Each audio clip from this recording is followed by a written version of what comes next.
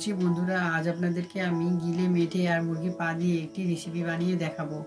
যে সকল বন্ধুরা এই রেসিপি খেতে ভালোবাসেন অবশ্যই আপনারা এই রেসিপিটা দেখবেন। আজকের রেসিপিটা যদি আপনাদের ভালো লাগে অবশ্যই আমার চ্যানেলটিতে একটি লাইক আর শেয়ার করবেন। তাহলে দেখতে থাকুন কিভাবে আমি আজকের এই রেসিপিটা বানাচ্ছি।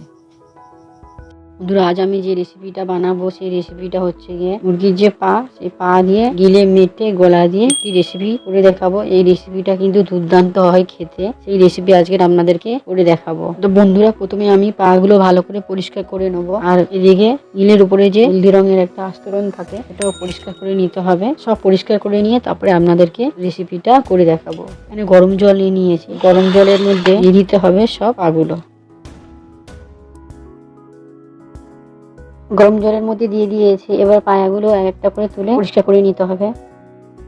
বন্ধুরা, পাগুলো যে গরম জলের মধ্যে ভিজাবেন, গরম জলটা কিন্তু ঠিকঠাক মতন হওয়া চাই, না হলে পায়াগুলো যখন দেবেন বেশি অতিরিক্ত গরম জলে দিলে পাগুলো বেশি সিদ্ধ হয়ে যাবে। যখন এই চামড়াগুলো ছাড়াবেন এর সঙ্গে কিন্তু মাংসগুলো চলে আসবে। এর জন্য গরম জলটা খুব গরম হবে না, মিডিয়াম হবে, এরকম গরম জলের মধ্যে পায়াগুলো কিন্তু ভেজাতে হবে। তাহলে ভালো করে এই চামড়াগুলো উঠে যাবে।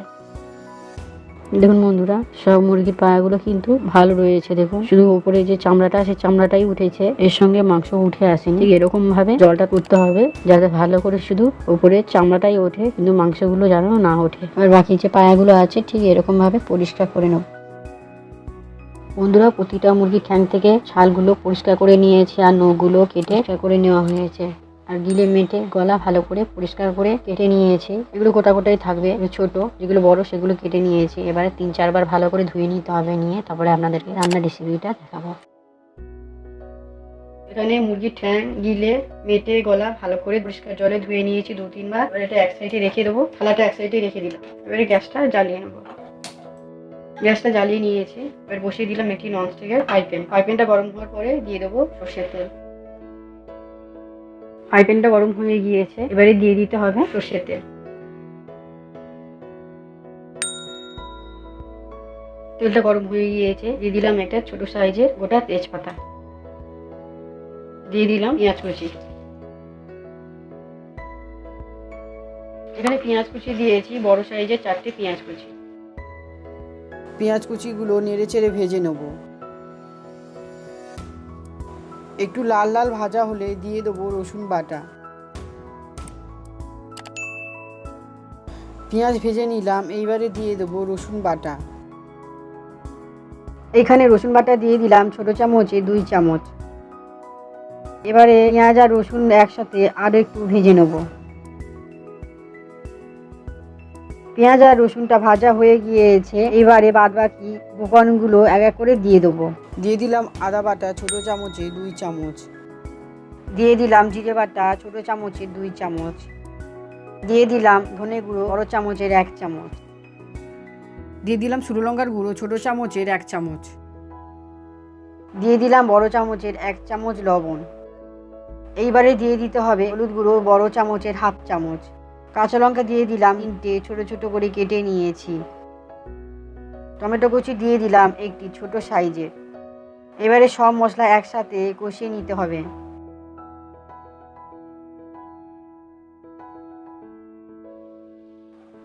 মশলাটা কষিয়ে নিয়েছি, এবারে দিয়ে দিতে হবে অল্প পরিমাণে জল দিয়ে দিয়েছি। এইবারে জল দেওয়ার পরে আর একটু মশলাটা কষিয়ে নিতে হবে।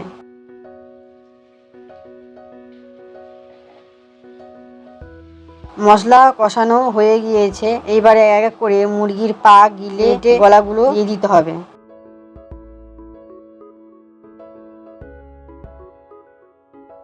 সব দেওয়া হয়ে গিয়েছে, এইবারে ভালো করে মশলার সঙ্গে একটু উল্টে পাল্টে কষিয়ে নিতে হবে।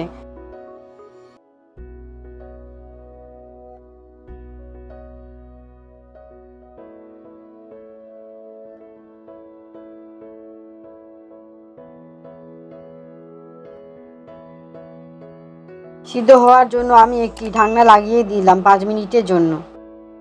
5 মিনিট হয়ে গিয়েছে, এবারে আমি ঢাকনাটা খুলে নেব।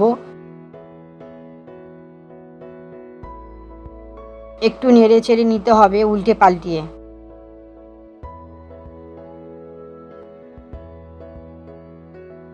নেড়ে চেড়ে নেওয়া হয়ে গিয়েছে, উল্টে পাল্টিয়ে এইবারে আমি জল দিয়ে দেবো। জল দিলাম আমি একটি মিডিয়াম বাটির 1 বাটি সিদ্ধ হওয়ার জন্য। ঢাকা চাপা দিয়ে গ্যাসটা মিডিয়াম রেখে 20 মিনিটের জন্য রান্না করে নিলে হয়ে যাবে চিকেন ফুড রেসিপি। 20 মিনিট হয়ে গিয়েছে, এইবারে আমি ঢাকনাটা খুলে নেব, নেড়ে ছেড়ে নেব। এবারে দিয়ে দিতে হবে ছোট চামচের 1 চামচ গরম মশলা। গরম মশলাটা দেওয়ার পরে একটু নেড়ে ছেড়ে নিতে হবে। খুব সুন্দর গন্ধ বার হয়েছে বন্ধুরা, আর ভালো সিদ্ধ হয়েছে। আপনারাও বাড়িতে বানিয়ে খাবেন, কমেন্ট করে জানাবেন আজকে রেসিপিটা কেমন হয়েছে। এবারে দিয়ে দিতে হবে ধনেপাতা কুচি। পুরোপুরি রান্নাটা হয়ে গিয়েছে বন্ধুরা, এবারে গ্যাসটা বন্ধ করে দেবো। মুরগির পায়ের রেসিপিটা একটি থালার মধ্যে ঢেলে নেব। আর যদি নতুন দর্শক বন্ধু হয়ে থাকেন তাহলে অবশ্যই আমার চ্যানেলটি সাবস্ক্রাইব করে পাশে থাকা বেল আইকনটি প্রেস করে রাখবেন এইরকম নতুন নতুন রান্নার ভিডিও আমার চ্যানেলে সরাসরি দেখার জন্য। সবাই ভালো থাকবেন, সুস্থ থাকবেন। আবার নতুন একটি রান্নার ভিডিওতে আপনাদের সঙ্গে দেখা হবে। নমস্কার।